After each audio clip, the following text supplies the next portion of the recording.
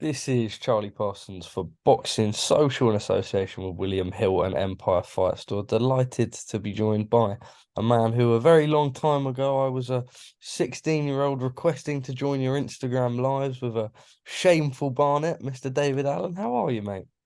I'm very well, mate. How are you? I'm good, thank you. Thank you for making the time with me. You're a man who has returned to the ring. It wasn't how planned. Obviously the original date fell through. Just firstly, from your side of things, we see this in boxing all the time. Small hall shows they get cancelled for whatever reason, but you managed to get out. Just originally, when they say that the date falls through, what's going through your head? Well, it was what happened is the British Boxing Board of Control was knocking back numerous opponents. It was knocking back decent opponents as well. Like they weren't world beaters, but I've had a lot of time out, so I thought they're not bad opponents really. Dominic Musil, not Brazil. People getting Musil and Brazil They confused. rejected New Zealand. The Rosetta Musil, Pavel Sauer, the same guys that are boxing like Johnny Fisher and your Gormans. Wow. So they rejected all these guys, and anyway, eventually they accepted a 43-year-old Italian, which I thought was a bit odd. But I said, "Sound, I'm not bothered. I just want to box." So I said, "That's fine." So about 48 hours before the fight, the matchmaker said, "Look, the fight's off." The Italian board have said he's not good enough to box you. So I thought, all right, fair enough. I weren't very pleased about it. And they gave me some options of boxing in Malta, uh, South Africa, or wait a bit longer in the UK. So anyway, I didn't want to wait any longer. I weren't going to South Africa. So I said, look, I'll go to Malta next week. So I agreed to go to Malta, but still with no opponents. I thought, right. So I had the stress to find an opponent again. And we fell on Michael Bassett, who was 2-8. Obviously not a world beater by any means, but I just wanted to box. And we got nearer to the fight. I've got a big phobia of flying. I was very close to not going, to be honest. I had to get talked around into going. And eventually went over there and boxed Michael Bassett, yeah. So, the last since I've come back 2 years ago, it's been hard work. I've had 3 fights in 2 years. It's been difficult, doing things on a small hall. Certain people say, why don't you box him or him? Certain heavyweights out there that people say, why don't you box him? The 15, 20 grand they want to box me over 6 rounds off the TV. That's what they're asking for. It's impossible. So we watched Michael Bassett, yeah. And he lovely fella, tough fella. So yeah, I was just glad to box. Well, I do want to go into that. I was gonna say why not South Africa, but then with your phobia of flying, I'm sure you aren't gonna want to jump on a long haul flight all the way over there. Yeah, I weren't best pleased going to Malta, to be honest. I don't like going anywhere. I don't like jumping in the car to the shop. So but yeah, eventually we got to Malta. Yeah, it was like a three-part challenge for me: getting there, fighting, getting home. Yeah. It wasn't the mission wasn't completed till I landed at Gatwick Sunday morning. When I got there, I was very relieved. I feel like the flight there and back may have been harder than the fight for you. Yeah, I just there's a lot of people don't like flying. The fight was what it was, but the flight's a different matter for me. Yeah, not a fan at all. I watched too many documentaries about air crashes, to be honest. Look, you got yourself back in the ring though. What is a Maltese experience boxing like now? You're a man who's headlined at the O2. You're a man who's done it on the small hall circuit. You're a man who's got many experiences, even the falling through fight camp shenanigans with Chris Lovejoy, I believe. What was this experience like for you? Yeah, just another weird one, really. You know, um, I've had the highest highs, the lowest lows. I started small hall, back on small hall now. People say, "What's it like going on small hall after being on the big shows?" Makes no difference to me. Not really got much ego about it. I'm back on small hall because that's where I probably belong at the minute. To be fair, I had a lot of time out, made a lot of mistakes. Um, Malta was good. Enjoyed it. It was good. The show was actually really good. The show was good. It was a well put together show. It was busy. The Maltese, I had a lot of Maltese boxing fans, which I didn't know, which was nice. Spent all evening having selfies after the fight. Didn't realise I was popular over there, but all in all, a great experience. Yeah, the fight was what it was, but the experience of being in Malta was amazing. Yeah, and I'm hopeful of going back and having my next fight over there as well. Are you going to be able to conquer that fear now? Yeah, Malta was good. We came out business class, and Yay! it changed my perspective on the whole flying game. Yeah, it was good. I enjoyed it. It does, doesn't it? It's a proper little game changer.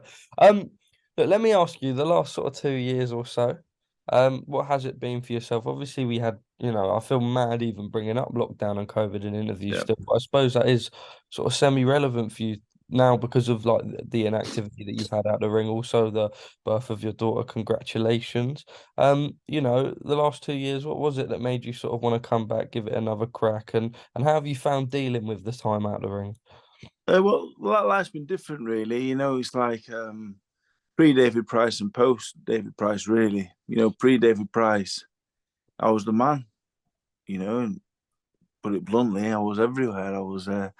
I was sponsored by some of the biggest companies in the UK. I was everyone's best mate. You know, Post David Price, nobody wants to know you really. You know, and then post retirement, nobody wants to know you. You Did know, you struggle with that, Dave? not really. Upsetting in some ways. A lot of friends I met that I thought I made friends before, they're not your friends. I haven't spoke to many. I haven't spoke to a lot of people. Probably, I reckon I speak to probably three people out of boxing altogether now. Not that I dislike any of them, or I just you see who your friends are and who aren't, and so that, yeah, it was difficult in a way. After Price, it was hard, and more so after when I retired, it was difficult. A lot of promises made. We're going to do this. We'll get you doing this, and none of it came to fruition. And I made a lot of money from Brown and Price, but it don't last forever. And when you got a kid and a missus and you're running a house and you don't have any income on it, I had no income really. Bought Stony and Darts February, and I didn't really make a penny till I boxed the Italian, and that wasn't really, it wasn't, I could probably make more in a month doing a normal job. So yeah, the last 3 years has been difficult really on a personal level. It's just been hard, a lot of had the world at my feet pre David Price, and then slowly but surely, in the time after, life just got harder and harder really, but better as well because I'm a lot more mature now. I've really got my life together. I live a normal life, I've got Mrs. Baby, um, train some fighters, manage some fighters. Doing the one-to-ones doing one-to-one training for a while, and just living proper basic life, And it's good, really. But I'm back. I'm back because I miss boxing. You know, I'm back because I miss boxing. That's the main reason. People say it's a financial thing. It's a financial thing. I'd have been in a big fight ages ago, and I'd have gone missing again with loads of money, and then probably come back when I was 33. So yeah, I just so yeah, it's been hard. It's been hard. Of course, it's been hard, but it's been the making of me, really. I went from nothing. I went from a kid with zit, and I never had nothing in my life, to having everything I ever wanted, and then pretty much, I won't say losing it all because I was quite sensible with some of it, but like going back to just nothing again, really, in a mixture of different ways in terms of friendships and in terms of, financially, I had everything I wanted to now, providing for a family. It's a lot harder, but yeah, I wouldn't change anything really. Look, Dave, I want to pick up on sort of what you do with the lads and Joe Hayden, someone that speaks so highly whenever I go back and forth with him of you. But just sort of before I get into that, I know that there was a time where sort of you felt a little bit let down. You were offered big money to fight Dubois, it was meant to be matched, etc. You always had that amazing sort of relationship with Eddie on camera. We know that Eddie's obviously a busy guy and it's not Yeah. always as it seems on camera, but have you spoke to him at all, sort of in the last sort of 6 to 8 months, perhaps about potentially seeing like a little sort of 2, 3 fight steps on some of their cards? Yeah, I speak to Ed quite a lot, and when my fight was pulled off the other month, he was the first to message. Um, I could have boxed Wardley, I could have boxed Wardley next, but I turned Wardley down, to be honest. Not told anyone that I turned Wardley down next. Um, yeah, the money and all the rest of it, great, but I would have beat Fabio Wardley next. I was shocking last week in Malta. I was terrible. I won in a minute and a half, but I knew myself how miles off. I was shocking, really. I didn't throw a jab for the whole fight. You know, basically just used my power and strength to beat a fella that was just really overmatched. So Yeah. it wasn't impressive. It was poor. So when the chance to watch Wardley came that soon, I don't want to get flattened by Fabio Wardley. If you offer me £10 million, I'd be tempted. But the last thing I want to do is be flat on my back. You know, I want to go back to the O2. I want to box the British titles, but I'm not getting put on my back, flat on my back for nothing, for no amount of money. So I'm just gambling now again on waiting to win the next one and be ready again. You know, because the money will come back around, but you know the videos of me being knocked out will be there forever. So yeah, I don't want that. You know, I've got more pride, more important to me than the money. So yeah, I turned Wardley down, and I'm open to box in May now, back in Malta, hopefully. But on a small hall again, yeah, and hopefully that chance to come round. I hope it's with Ed, to be honest, because you know, like I said, the Dubois thing, yeah, some things that happened with Ed upset me really, annoyed me, but overall, you know, I won't say we're mates, probably not mates really, but you know, he got a soft spot for me, I think, and I've got one for him. So hopefully the chance to work together comes back around again, and me and my team, you know, me, Dennis, and that we can go with Ed, and you know, whether it's Wardley or someone else, we can, you know, get the band back together one last time. Well, I look forward to, because back when you were on the Matchroom circuit, I wasn't sort of at the opportunity of doing shows week in, week out. So an interview with yourself and Ed, as much banter as it would give and the views it would give, it's got to happen. So selfishly, I hope the ring return does happen just for those interviews alone. Dave, has your perception on going in and taking tough fights changed since the birth of your child? I mean, you say like you were offered the good money to fight Wardley and it just wasn't right for you, you know, you didn't perform how you were happy with. Do you feel like you're putting more pressure under yourself now to do it as properly and as sensibly as possible? Yeah, I think I'm only going to get one more go around at it now. So and I just, you know, my health is obviously number one, really, and it wasn't before. When I was boxing Ortiz and White, I had nothing. Don't want to say nothing to live for, because it's very dramatic, but I wasn't really bothered what happened. But now, um, having a baby just changed everything. You know, remember the happiest man in the world. You know, some days you wake up, you're miserable, and you know things aren't going your way. But I only have to look at it, and I'm just over the moon. I just so yeah, that plays a big factor in it, of course. But I don't want to. I don't want to. You know, about Dylan White and Ortiz, I thought I was going to beat him. And Mm, Yoka, I was deluded. mm, I was an idiot, really. I was thick. I thought I was going to beat him. I was mad, really. But since I started training and managing the fighters, mate, I'm managing me. I'm my own manager. Right? I'm my manager. So I'm managing me how I manage Joe or Stevie.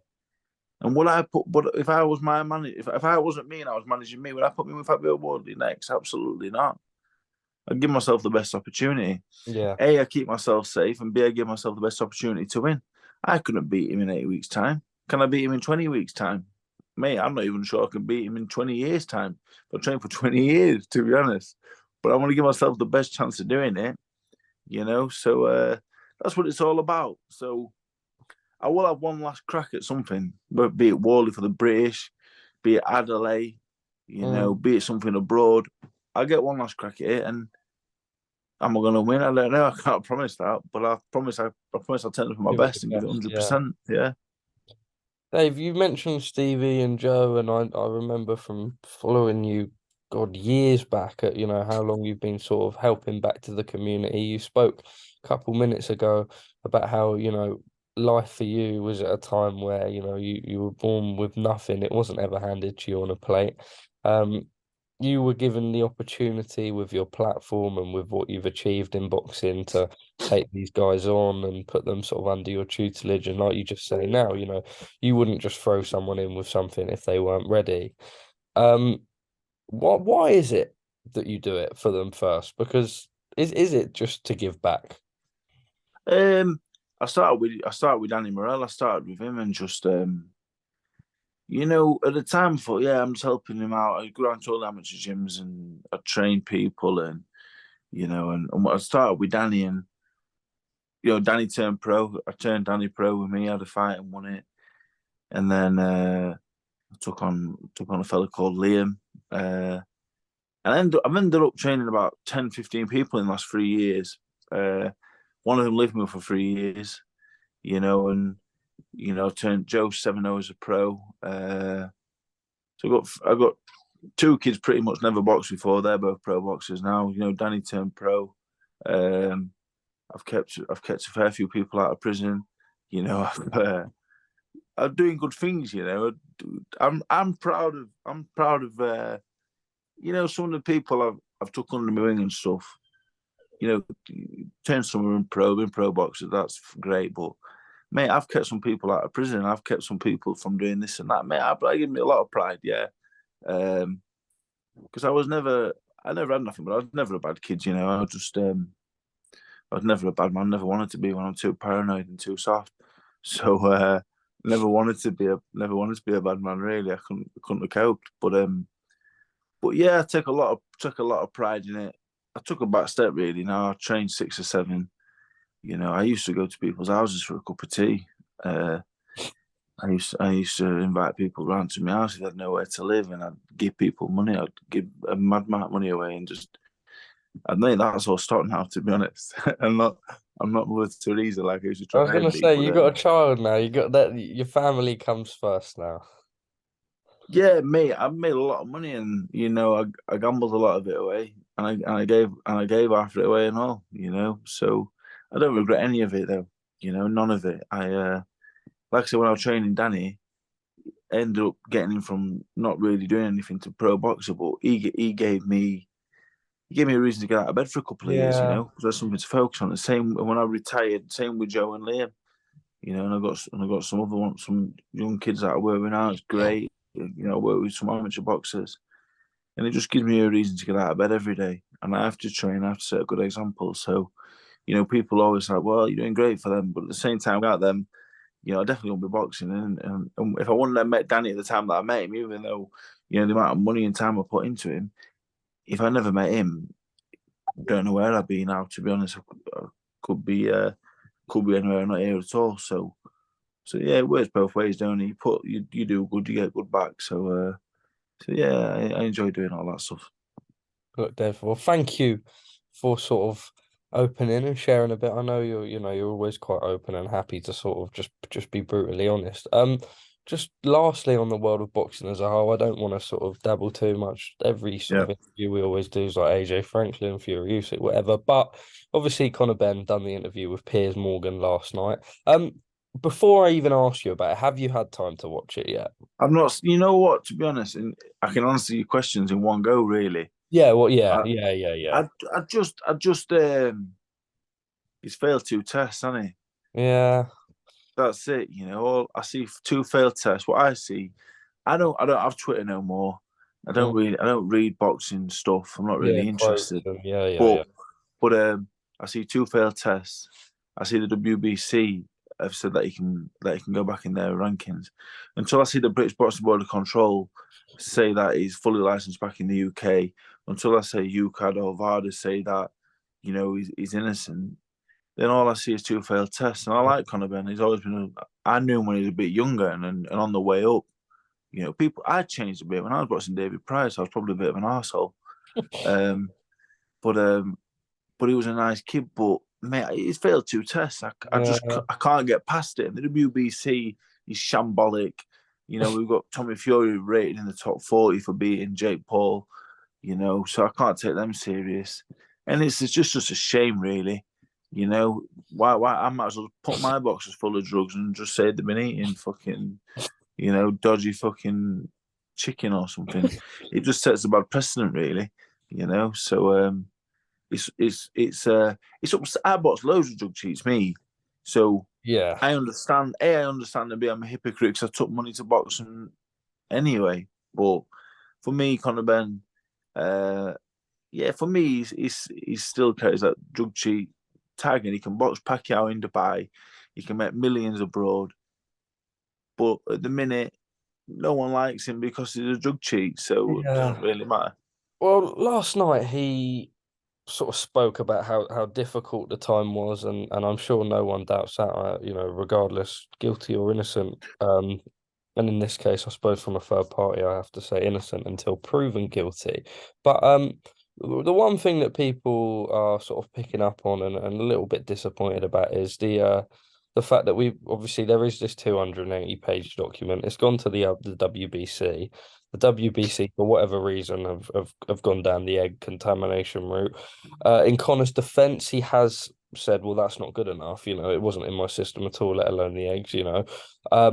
But Piers kept saying, look, you've got the 280-page document, give it to the British Boxing Board of Control, and then all of this is done. He won't, for whatever reason. He doesn't see himself fighting in the UK in the foreseeable future. Is that the correct move? Well, I don't think so. I just think he's guilty until the British Boxing Board of Control, was it UCAD or VADA, whichever one he popped the guilty test with, until they come out and say he's innocent and he's free to box anywhere in the world, then he's guilty. And if they do come out and say, he's innocent and and he's innocent, I'll put my hands up and I'll apologise and say, look, you're right, you was right, yeah. But you know what I don't like is coming out and attacking people, saying you don't believe in me and all this, and I'm innocent. You sure believe me? Why should we? You failed 2 tests. Yeah. If I failed 2 tests, I'd have got a 4-year ban, and no one would have fucking heard from me ever again. Because my dad would have fucking yeah.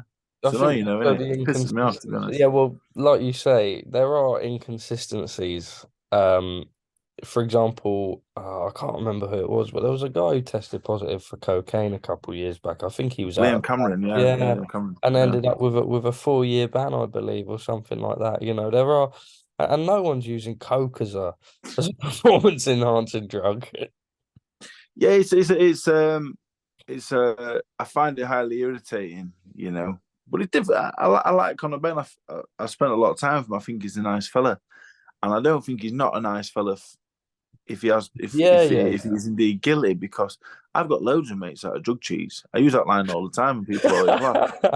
But I've got loads of mates that have failed drug tests. I don't think any less of them, No, but it's just an irritant because yeah. I think go and shove some some drug filled eggs down my mouth. Maybe I could have done a bit more. Maybe I could have earned a bit more money. Maybe the fans would have loved me. Maybe I'd have been boxing Manny Pacquiao in Dubai. So that would have been mad catch weight scraps. Yeah, but I think that's what irritates the clean boxers. Yeah. I look at all these fighters and I just think, well, what if I was on the gear? Yeah. What if? But I don't know. I'm happy being clean. I'm happy just being a clean boxer. Not the best. Just try my best. Do it clean, and there we go. We'll see what happens. We'll leave. You leave them guys to it. I'm not bothered. I can't spend their money. I can't do what they do. So it is what it is. It's out of my hands. So it is an irritant. I think if you ask any boxer like me who's a run of the mill, on a domestic level, we don't have any involvement in the drugs and stuff. I've never been offered it. I never take it. Not bothered. But yeah, it's annoying though, isn't it? Sure, we'll see more as it all comes out and unveils. Dave, thank you very much for your time. Just quickly before I let you go, I can see you're in the Man United top. I am a Southampton fan, so if we do beat you on Sunday, I will be straight to your WhatsApp and letting you know my feelings. I'll tell you what's funny. I've got like 7 Premier League teams tops. Oh, yeah. Well, that's out the window then. I went through a stage. The in-laws are Villa fans. My sister's in-laws are Wolves fans. My mate had this United top, but it was too big for him. So, while I guess I'm a United fan if I had to pick. I couldn't have told you was playing Southampton at any point in the next 10 years. I won't be in your messages Sunday. Yeah. Dave, I wear anything, mate. I wear anything at all. If anyone watching this has got any double XL gear too big, I'm your man. I'll wear anything. send Dave Allen your clothes, is what we're saying. Dave, thank you very much for your time, mate. Pleasure speaking to you. Look forward to seeing you sometime in the future soon, and hopefully Thank you we very can much. do this in person. Top man, thank you, Cheers, mate. mate.